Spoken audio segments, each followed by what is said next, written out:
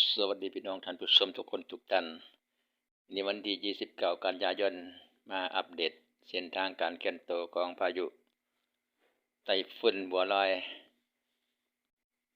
เมื่อนี้วันที่29เคลื่อนขึ้นฝั่งที่ประเทศเวียดนามแต่เมื่อคืนเข้าสู่ทางสปป.ลาวในแนวเมืองหลวงพระบางสระบุรี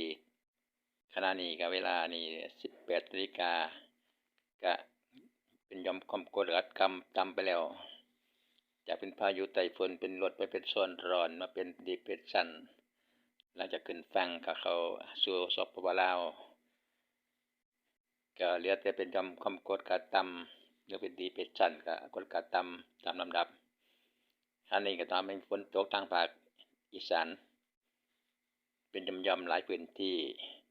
เมื่อได้เป็นกลุ่มเป็นก้อนกำลังแตกกระจายกันพี่น้องหลังจากพายุขึ้นฝั่งสลายตัวไปแล้วแต่เหลือแต่เป็นหย่อมความกดอากาศต่ำตัวคุมอยู่บริเวณทางจังหวัดเชียงรายมันส่งไปวายก็อยู่แถวเวียงนักจันทร์หลวงพระบางปกคลุมมาถึงจังหวัดเลยเพชรบูรณ์สำหรับจุดศูนย์กลางของพายุดีเพรสชันขณะนี้ก็สลายตัวไปแล้ว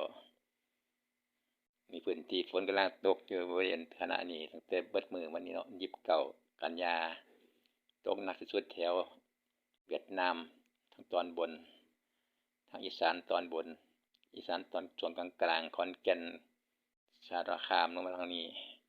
บางพื้นที่ก็มีฝนบางที่ก็มีฝนบ่ได้ทั่วถึงฝนก็จัดกระจาย